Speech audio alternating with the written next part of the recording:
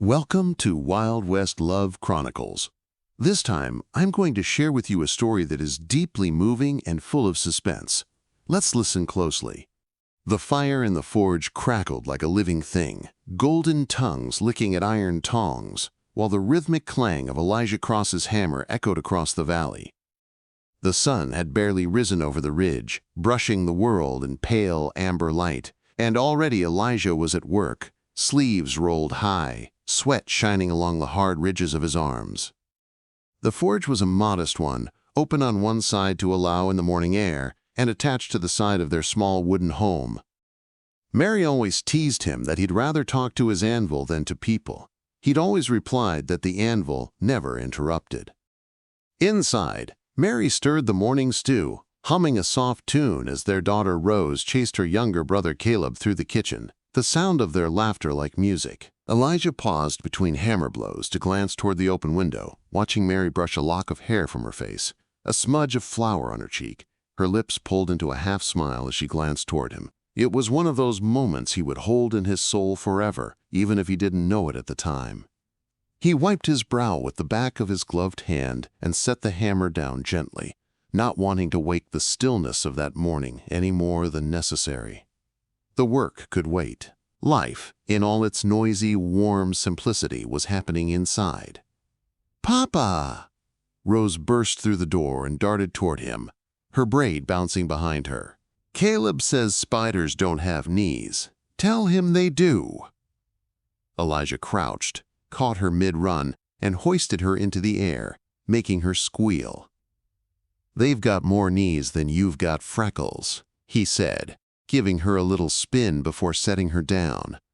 From the door, Caleb shouted, "That's not true." "Is too," Rose countered, hands on hips. "I didn't say it wasn't true," Elijah said with a grin, mussing his son's hair as he passed. "I just said she's got a lot of freckles." Mary appeared in the doorway, arms folded, head tilted. "And you, mister, are behind on those horseshoes for Samuel Tiller." Elijah groaned in mock frustration. "You're siding with him now?" "I'm siding with dinner on the table." Her smile softened, eyes meeting his in the shared language of long-married souls. "He needs them by tonight." He kissed her cheek on the way past. "Then I best get to it." The morning passed in measured strokes of labor, heating, bending, quenching, the kind of work that rooted a man in the world. By noon, Elijah had packed his tools and saddled his mare, Ember, to head over to Tiller's homestead, 2 valleys over. Mary wrapped up a parcel of bread and jerky for him, pressed a kiss to his lips longer than usual, and told him to ride back before dark. Rose and Caleb waved until he disappeared around the bend. He never saw them again. The ride to Tiller's was uneventful, the work finished well before dusk. Elijah stayed just long enough for coffee and a thank you before setting off, the sun already dipping low behind the ridge. The air had taken on a strange weight, heavy, charged. A thick, dry wind whipped up from the west, bending the grasses and setting the trees whispering like they held secrets. As he crested the last hill before his valley, his gut twisted. Smoke. Thin at first, like a smudge on the horizon, then thicker. Black, billowing. He kicked Ember hard. She galloped like the wind, her hooves tearing at the dry earth. The closer he got, the more dread clawed at his chest. Flames danced against the darkening sky. The smell hit him next, wood, pitch, and something far worse. By the time he reached the homestead, it was gone. Where the house had stood, where the forge had burned bright that very morning, there was only ruin. The wooden frame had collapsed in on itself. Fire still licked at the edges of the barn, shriveling it down to its bones. The garden fence was nothing but char. The swing Caleb had loved. Ashes. He screamed their names. "Mary, Rose, Caleb!"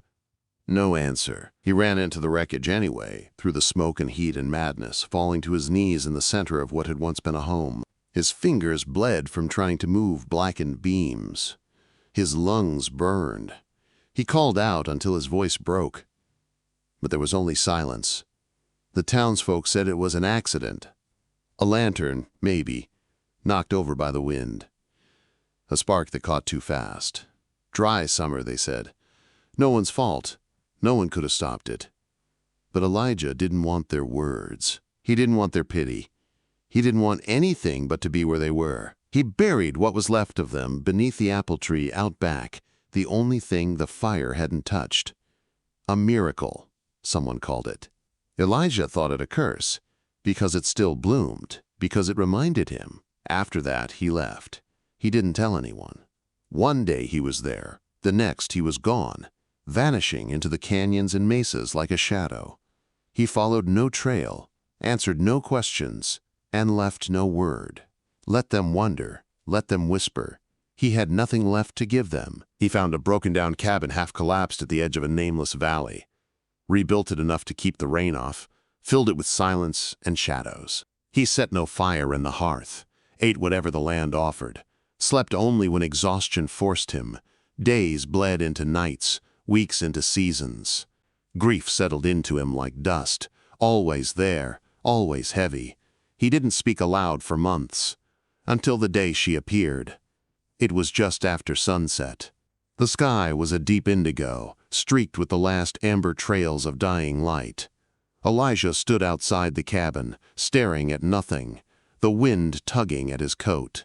That's when he saw her, a figure, at the edge of the meadow, still, watching. He blinked, thinking she'd vanish like all the ghosts he'd imagined before. But she didn't. She stood barefoot in the tall grass, wearing a flowing dress that seemed too fine for this world.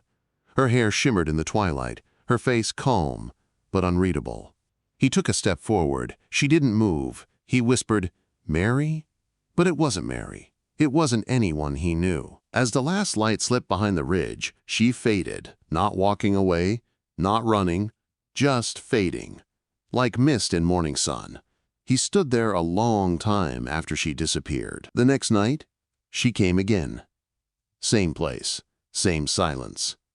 He didn't approach, didn't dare, just watched her until darkness swallowed the land. She came again the night after, and the one after that. Always at sunset, always at the edge of the field, never speaking, never crossing into the clearing. He began to wait for her. It gave shape to his days. Something to mark the passing of time. A reason to shave, to wash, to move with intention. He began repairing the fence, cleaning the tools he hadn't touched in months.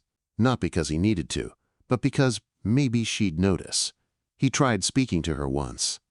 "Are you lost?" he called. She tilted her head slightly, almost like a question, but still said nothing. "Do you know me?" No answer. "Why do you come here?" Her gaze remained steady, not cold, not warm, just present. He tried again the next night, telling her about the forge, about Rose and Caleb and Mary, his voice cracking, words slow and uncertain. She didn't leave. She never left until the last sliver of sun had gone. He wondered if she was real, if grief had finally undone something in his mind. But then again, even madness can feel like mercy when you're that alone. He never asked her name. Not yet. It felt too fragile, too soon. Like naming her would shatter the strange spell that held her here. The days remained dry. The wind still howled some nights. But for the first time since the fire, Elijah Cross felt something unfamiliar. Not hope. No, not yet. But a stirring, a shift. It was the way she looked at him, not with judgment or sorrow, but with a kind of knowing. Like she saw the fire in his bones and wasn't afraid of the smoke. So he stood there, every night, waiting for the sun to fall, because when it did, she would come again. And in her silence, he began to breathe. The wind had changed, not in the way that weather shifts or seasons drift from one into the next, but in that quiet, bone-deep way that told Elijah Cross something was different. It carried a scent now, not smoke, not rain, not pine, but something like lavender burnt low on coals. A warmth that didn't match the chill in the air. A hush, like the world was holding its breath. She had come every night since that first appearance. Always at sunset.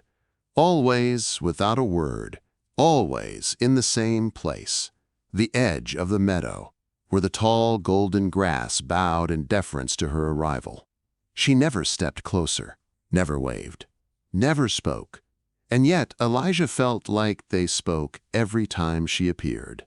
He started marking the days in scratches on the old cedar post by the porch, not out of necessity, but out of reverence.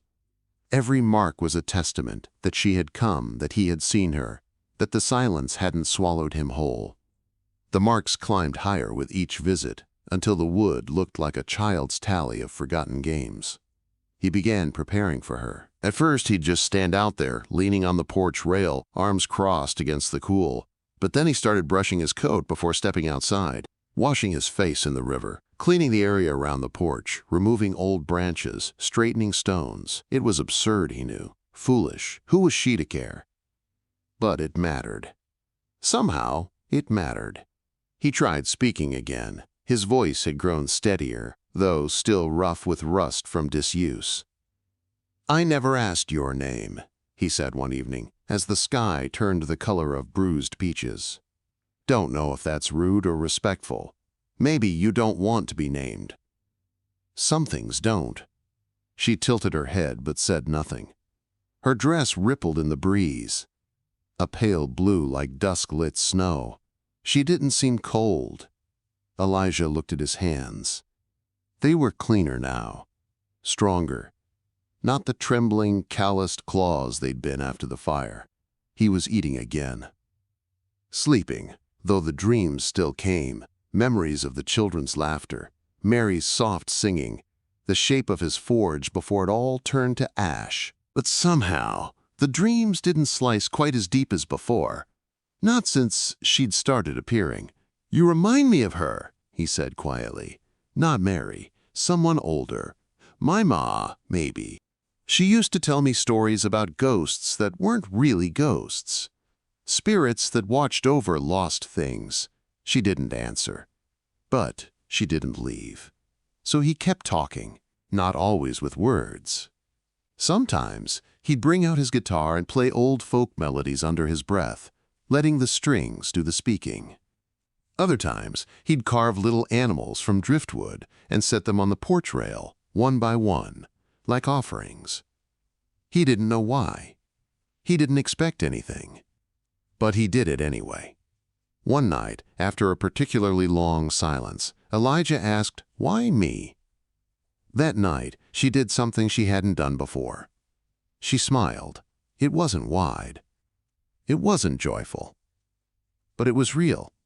Sad, maybe, but kind. She raised her hands slightly, fingers curled like she was holding something fragile between them, and placed it over her heart. Then she turned and vanished as she always did, walking into the dying light like it was a door only she could pass through. Elijah didn't sleep that night. He sat up with his boots on, staring at the dark horizon, heart pounding not with fear, but with the ache of remembering what it felt like to matter to someone, even if only for a moment. The next morning, he began rebuilding the forge. It was slow work. The stone hearth had to be recut, the bellows patched, the tools unburied and cleaned. But he worked with a purpose he hadn't felt in nearly a year.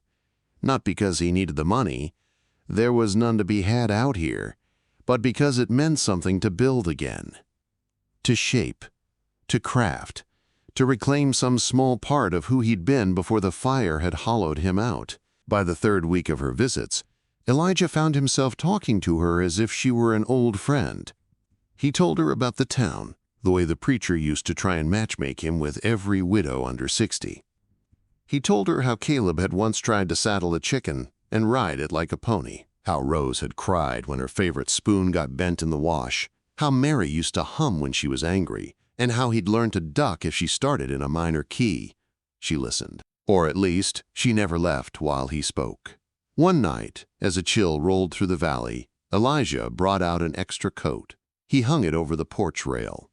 "For you," he said, half smiling, "in case you get cold." She looked at it, then back to him, and then, for the first time, she stepped forward. Only once. only a single, slow step into the meadow. But it was enough. His breath caught in his chest. The wind rustled, soft and warm. And then she stopped. The sun dipped, and just like that, she was gone. After that, she stepped closer each night. It was never rushed, always careful, always slow, as if she were testing the limits of something invisible, an unseen tether, a border between worlds. But every step she took felt like thunder in Elijah's chest. A wordless promise that this thing between them, whatever it was becoming real. The more she appeared, the more Elijah noticed her. The way her hair never fully caught the wind. The way the grass never quite bent beneath her feet. The faint shimmer around her silhouette, like candlelight behind fogged glass. And always, always, she appeared just as the sun met the hills, not a minute before, not a moment after.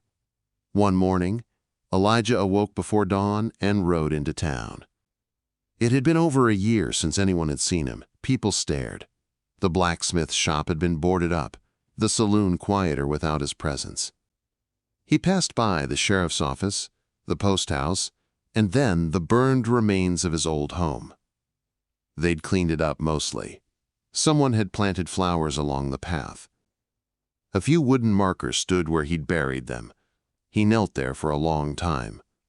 "I think she's helping me," he whispered. "I don't know how or why, but I think she's bringing something back." He didn't know who he was speaking to. Mary, maybe, or the ghost of who he used to be. That night, he returned to the valley just in time. She was already there. And this time, she was halfway across the meadow. Elijah stepped down from the porch and walked toward her. Not all the way, just a few paces. They stood, two figures mirrored in fading light, the grass swaying gently between them, closer than they'd ever been. He could almost see the color of her eyes now. Dark, but not empty, not cold. "I think I'm ready," he said. Her expression changed, almost imperceptibly, but there was a softness, a sadness, a knowing. She raised her hand again, palm open. Elijah mirrored her. They didn't touch. Not quite, but the space between their hands buzzed with something like static, like fire, like memory. The sun disappeared. She vanished. He stood there, hands still raised, heart still thundering, eyes damp. The forge glowed behind him, its new fire casting warm light across the porch. Elijah cross-turned, walked back to the cabin, and sat beneath the newly cleaned window. He waited, not for her, not just for her, but for whatever tomorrow would bring. The first time she spoke, her voice was softer than the wind. It happened in the hush between day and night, that sacred hush Elijah had come to know like the back of his own hand. He had been standing at the edge of the porch, the last breath of sunlight stretched across the sky like a dying ember, when she appeared, not at the meadow's edge this time, but halfway to the cabin, closer than ever before. Her feet made no sound as they touched the earth, yet the very air trembled around her. Elijah didn't speak. He didn't dare. His chest was too full of something nameless. Expectation, reverence, fear, longing. She was a figure from somewhere beyond the veil, yet so unmistakably real in that moment that he wondered if the whole world might be unraveling just to give her room. She stopped just a few feet away. Then she looked at him. "Elijah," she said. His name, from her lips, did not sound like a question. It didn't sound like anything he had ever heard before, not even when Mary had said it with love, or when the preacher had said it with pity, or when the sheriff had said it with warning. From her, it was something deeper, an echo, a chord struck in the bones of his soul. He took a single step forward. "You know me." Her head inclined slightly, as if amused. "I was born in your fire." The words settled between them like ash falling in still air.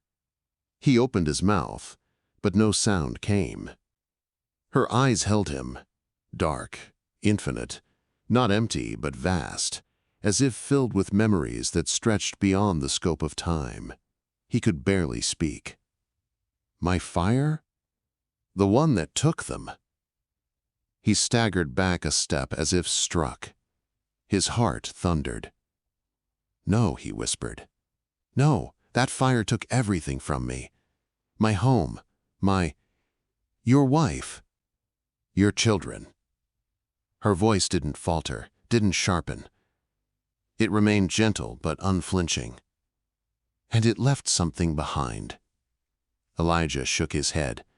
"Left what? What could it possibly leave?" She raised her hand and pressed it to her chest, right over the space where her heart would be. "Me."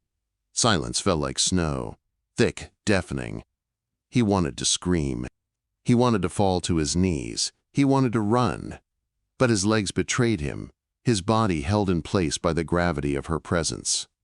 He stared at her, searching for some answer that made sense, something human and understandable, but there was nothing, only the faint flicker of her outline glowing with the last ember of day.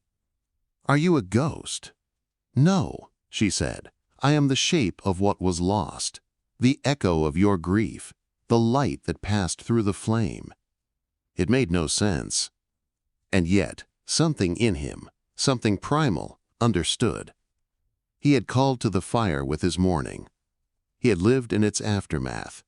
And from its hunger, something had formed. Not a demon, not a spirit, something else. He sank onto the porch step, his hands trembling. She didn't move. She stood there, as if waiting for him to accept it. "Why now?" he managed. "Because now you're ready to hear," she said. "To see." "To see what?" She looked toward the valley, the line of trees bending slightly in the night breeze. Then she turned her gaze back to him. "It wasn't an accident, Elijah." The words cut sharper than any blade. His head snapped up. "What?" "The fire. It wasn't born of chance. It wasn't fate or storm or misstep. It was placed, planned." His breath caught. He felt it in his bones, the tremor of knowing he had buried beneath layers of denial. He had never quite believed it had been an accident. But to hear it now, from her, reopened a wound he'd sealed with silence. "Who?" he whispered. She knelt, finally. Her knees did not bend like a human's. Not exactly. But she lowered herself until her face was almost level with his. "You remember Silas Red?" His blood went cold. Of course he remembered. Silas had been a land baron, cruel and calculating, the kind of man who shook hands while checking your pockets for gold. Years ago, he had tried to buy Elijah's land. Lowball offers, constant pressure. Mary had called him a snake, and Elijah had agreed. "He came by twice," Elijah said slowly. "Offered me coin, threatened to make it hard for me in town if I didn't sell." She nodded. "He did this?" "He sent the man who struck the match, but the match wasn't his." Elijah's heart pounded so loud he thought the earth might echo it. "I'll kill him," he said, voice like steel under strain. "I swear to God." Her hand rose, lightly touching his cheek. It was warm, not burning, not cold, but like the perfect middle of a summer sun. Comforting, anchoring. "You could," she said. "But it would not bring them back, and it would take you further from what you've begun to become. I want justice. You want release." He stood abruptly, pacing now.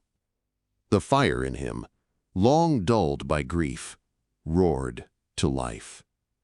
Not just for Mary, not just for the children, but for the truth that had been hidden like rot beneath his floorboards. She stood too, drifting behind him like a breath. "I can show you," she said. "How?" "I see through the things that burn. I can show you what the fire saw." He turned, face pale. "What does that mean?" "Come tomorrow, back to the place where it happened." His breath hitched. "The house?" She nodded once. "When the sun sets." He hesitated. "Why not now?" "Because I don't exist in the daylight." He stared at her, the weight of that truth heavy on his tongue. "Are you dying?" She didn't answer. The next evening, Elijah rode. He hadn't been back to the ruins since the first weeks after it happened. The land had been picked clean by time and weather. Nature, indifferent to tragedy, had begun reclaiming it. Ivy curling along what was left of the well, wildflowers growing where Caleb's toys had been scattered in the dirt. The sun was nearly gone when she appeared. She didn't walk to him this time. She emerged beside him, silent and still, her face unreadable. "Are you ready?" she asked. He didn't reply, only nodded. She stepped forward, into the ruins, and as she did, something shifted. The air grew thicker, the colors of the world desaturated, like all life was being drawn into a memory. Then the light changed, bending, shimmering. Images began to take shape. A man, cloaked, moving through the dark. He poured oil near the stables, broke a lantern near the hay, set it ablaze. Elijah watched, frozen, as the man turned his face toward the glow. It wasn't Silas, but he recognized him. One of Silas's hired hands. A man named Gentry, known for doing the dirty work no one else would touch. Mary ran from the porch, holding Caleb. Rose followed behind her, barefoot, crying. They couldn't get out. Elijah screamed, but no sound came. He dropped to his knees. The image flickered, then faded. When he looked up, she was there beside him, eyes shining. "You had to see," she said. He wept then. Not like the first time.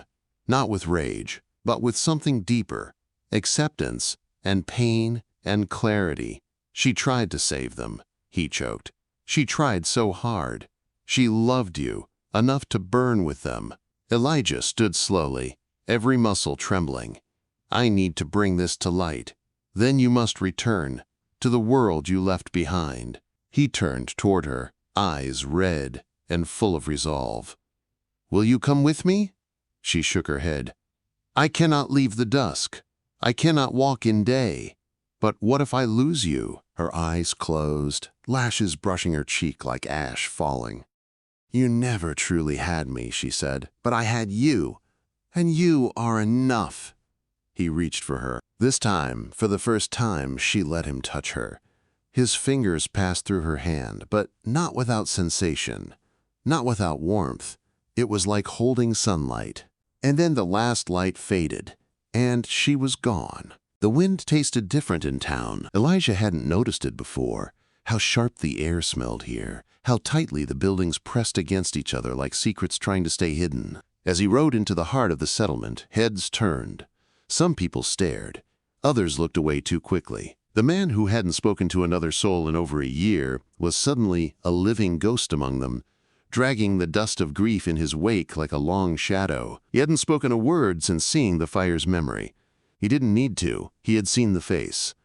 Gentry, a man with a grin like a rusted hinge, and a soul you could scrape against a barn wall. He'd worked for Silas Red since anyone could remember, not for his labor, but for his silence and loyalty, the kind you bought with blood instead of coin. Elijah hadn't thought of Gentry since the days after the fire. At the time, there had been too much smoke, too much pain, and not enough clarity. Now he had seen. Now he remembered. He tied Ember outside the sheriff's office, dismounted stiffly, and walked through the door without knocking. Sheriff Hale looked up from his desk, pipe halfway to his mouth, and froze. "Elijah?" Elijah removed his hat, eyes calm but cold.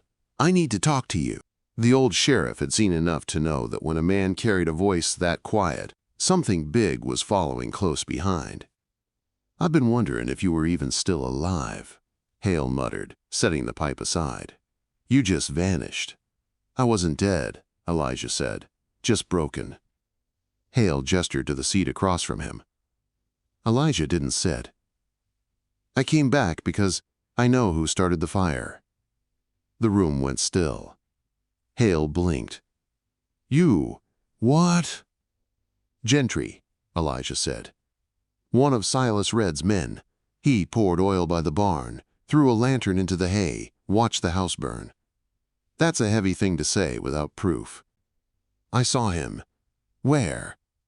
"In the flames." Hale stared. "In the memory of it," Elijah clarified, voice rougher now. "I saw what the fire saw." "That ain't exactly a lawful method of testimony," Hale said slowly. You're asking me to bring a man in on what sounds like visions. I'm not asking, Elijah said. I'm telling you he did it, and Silas sent him. You got any physical proof? Witnesses? Confessions? I'll get them, Elijah said. I'm not asking you to hang him today, but I am asking you to look him in the eyes when you ask him where he was that night. If he lies, you'll know. And if he runs, you'll really know. Hale leaned back, sighing through his teeth. You sure you're not just looking for someone to blame? I already blamed myself. That didn't bring them back. The sheriff exhaled. All right, I'll talk to Gentry. But you, Elijah, you stay clear-headed. If you start throwing fists or fires, I'll be obligated to put you down, and I don't want that on my soul. You won't have to, Elijah said, turning toward the door. As he walked back outside, the sun was beginning its descent. He could feel her in the light, watching, guiding. It steadied him more than he cared to admit. Word traveled fast. By nightfall, the saloon was whispering. People remembered now the arguments between Silas and Elijah, the threats no one took seriously, the way Gentry had suddenly stopped working at the Red Stables a few weeks after the fire. But Elijah didn't go to the saloon. He went to the edge of the burned land and stood among the charred remains of his past. She appeared behind him, silent, glowing faintly in the soft orange dusk. They're talking, he said. She nodded. I can feel it, the truth spreading, like kindling. She took a step forward, and this time her presence was heavier, more defined. She was less mist and more shape. Her hands were visible, her face clearer. I don't want vengeance, he said, but I can't leave this buried. You were not meant to, she whispered. You were meant to rise. He turned toward her. What happens after I expose him? What happens to you? She looked to the horizon. The fire can only hold me so long. I'm part of the dusk, Elijah. I'm part of what you lost. I was born when you lost them. I live because your grief gave me shape. And when the grief fades, I fade. He said nothing for a while. Then he closed the space between them. You're more than that. She reached out, fingers brushing the back of his hand. It was warmth, pure and holy. Not desire, not hunger, just connection. I am what you needed, she said. And now you need something else. He looked up. You. She smiled, sad and beautiful. Not forever. The next day, Elijah waited in the alley behind the dry goods store, near the place Gentry liked to smoke in the late afternoons. He didn't hide. He stood in plain sight. When Gentry came around the corner, Elijah stepped out. For a second, Gentry didn't recognize him. Then he paled. Elijah, he muttered, cigarette trembling in his fingers. Well, hell, man, you're alive. Elijah stared at him. You remember the night my family died? Gentry shifted, eyes darting. Course, whole town does. Where were you? Gentry gave a little shrug. Same place I always was, workin', shoeing horses for... Don't lie. Gentry paused. What are you accusing me of? I saw you, Elijah said. You set the fire. The man laughed, but it was nervous and thin. That's a hell of a thing to say. You poured oil near the barn, you lit the hay, you watched them burn. Prove it. I don't have to. You'll prove it yourself, just like you are now. I don't know what you think you saw. I saw you, Elijah said again. I saw you in the fire's memory. You've gone crazy. I've gone clear. Then Gentry's face twisted. You don't know what Red's capable of. I know what you're capable of. And then Gentry ran. It was a stupid move. The alley wasn't wide, and Elijah had always been faster than he looked. He tackled the man in the dirt, wrestled him down, and pinned his shoulder until he felt the joint strain. Tell the truth, he growled. Gentry groaned. He made me do it. Elijah tightened the grip.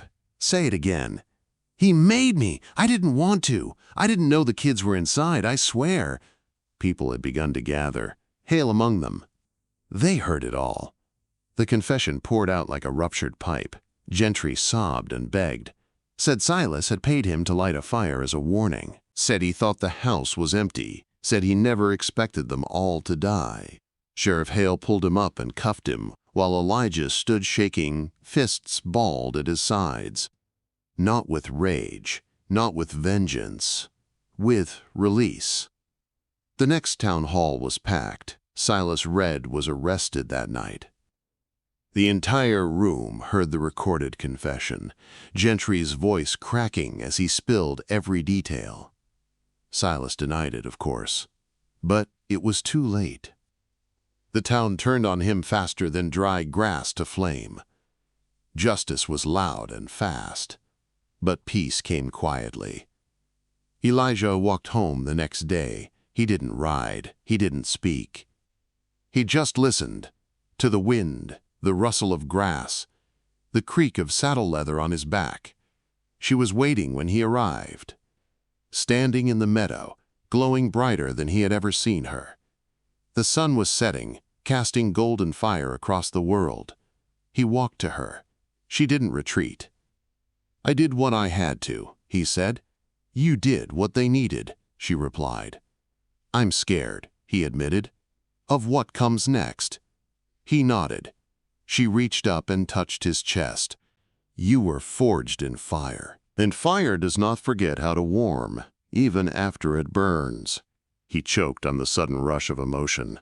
"Will I ever see you again?" "I am in every sunset," she said. "In the place where light says goodbye. That's where I'll wait."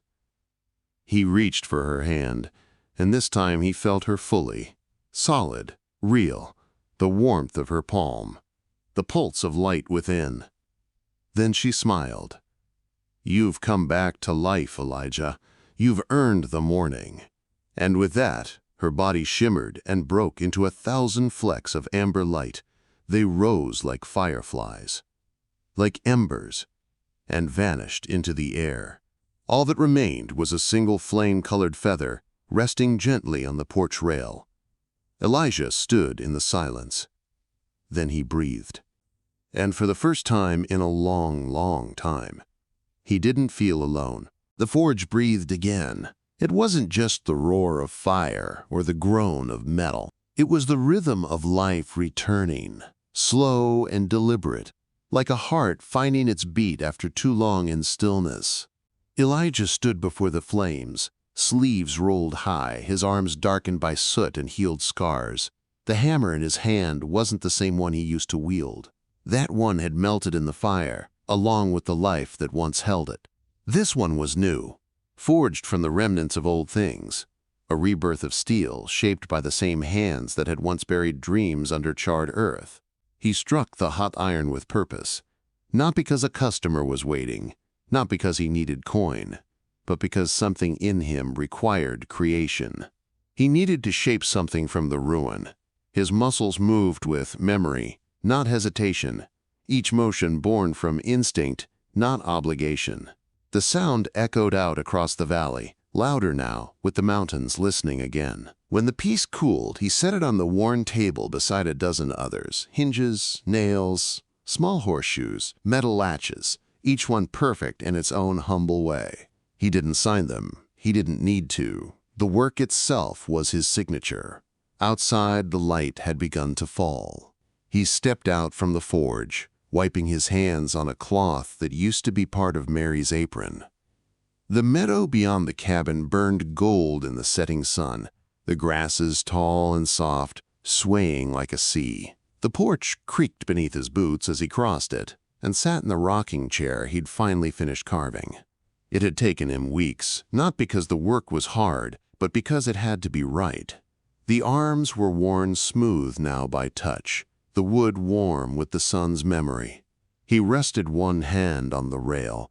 The feather was still there, that same flame-colored token she had left him, undisturbed by wind or time. It never blew away, never aged. It glowed faintly, always, even under clouded skies. He watched the horizon. She never returned. But he always waited, not with sadness, not with the desperation that once hollowed him out. It was different now, like waiting for a friend who might never come back, but still deserved the seat beside him. And so he left it empty, every night, just in case. The town had changed too. People nodded when they passed him now. Some came up the trail to ask for tools, hinges, repairs. They paid what they could. He never asked. The children in town whispered his name like it belonged in storybooks. Not as a ghost, but as a man who had walked through fire and returned with his soul still smoldering. He told them stories sometimes. About the old days. About Mary's laugh and Rose's freckles, and the way Caleb used to chase frogs and fall face first into the mud. He never cried while telling them. Not anymore. Now, when the memories came, they arrived like guests. Bittersweet, but welcome. Sheriff Hale came by once a month. They sat on the porch, drank from tin mugs, and said little. Hale always asked how the forge was treating him, and Elijah always said the same thing. It's breathing again. The lawman would nod, touch the brim of his hat, and then ride back into town. Silas Redd never left the county jail. His trial had been swift. Gentry's testimony was enough to seal it. Silas never confessed. Not once. But everyone knew. That kind of rot doesn't stay buried. It climbs up through the floorboards and turns even stone to dust. Elijah visited the graves only once that winter. He stood before the apple tree, snow falling soft as ash, and placed one of Rose's wooden dolls at the base. It had taken him 3 nights to carve. He had smoothed her hair into long waves and painted the eyes blue, like her mother's. "I'm all right," he said softly. "I think I'm gonna be all right." The wind didn't answer, but he felt it, a warmth brushing past his cheek, soft and familiar. By spring, the meadow was wild again. Bees returned to the blossoms. Birds built their nests beneath the eaves. Deer began showing up near the water's edge, unbothered by his presence. He didn't chase them away. He liked the way they looked at him, cautious but curious, like they knew he belonged to the land again. The forge saw more visitors, too. Farmers from across the valley brought their broken plows and dull blades. Travelers passing through asked for shoeing. One woman left behind a bundle of letters saying they belonged to her husband who'd gone off west and never come back. Elijah didn't read them. He just placed them in a cedar box and carved her name into the lid. One evening, a boy from town came up the path, carrying a little bell. "It don't ring," he said. "Mama says it's no good." Elijah knelt, took the bell in his hands, turned it slowly. "It's not broken," he said. "It's just waiting for someone to fix it right." He tapped the edge, filed the clapper, adjusted the shape with care. When he handed it back, it sang. The boy's face lit up. "My mama will cry," he said, "but the good kind." Elijah smiled. "Then you tell her it still remembers her." He watched the boy run down the hill with the bell ringing behind him. That night, the sunset came with colors he hadn't seen before. Not just gold and red, but violet, pink, something close to lavender. He sat on the porch, rocking slowly, the chair creaking in time with his breath. And then something changed. The air grew thick, still. The meadow bent, not with the wind, but with presence. He stood, the feather on the rail lifted, not from wind, from something else. And there she was, not standing, not walking. Just appearing, not a full shape, not a figure of flesh, but light, warm and deep and steady, like the heart of a fire that had never gone out. He didn't move. He didn't speak. He knew. Her form shimmered, brighter than dusk, softer than dawn. She didn't have eyes or a mouth, but he felt her smile. And then, a single word, inside his chest. Live. And just as suddenly, the light folded in on itself and vanished. The feather drifted gently down onto the porch. A second one, identical to the first. Elijah sat slowly, hands shaking, breath shallow. Then he laughed, a full laugh, rough and rich and unfamiliar.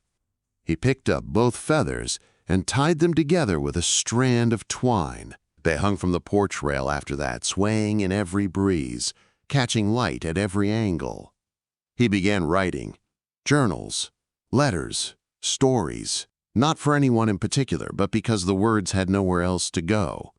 He wrote about grief, yes, but also about rebirth. He wrote about fire and the woman made of dusk. He wrote about Mary, about love so deep it could survive the grave. And he wrote about himself, not the man who was burned, but the man who was forged. When people asked what changed him, he told the truth. I met someone. They always asked who, and he always smiled. You wouldn't believe me if I told you. In time, his hair silvered, his hands stiffened, and the forge cooled. But the porch never changed. It remained there, looking over the meadow, the two feathers dancing in the breeze like small pieces of forever. One spring morning, a young blacksmith rode up the trail. She had fire in her eyes.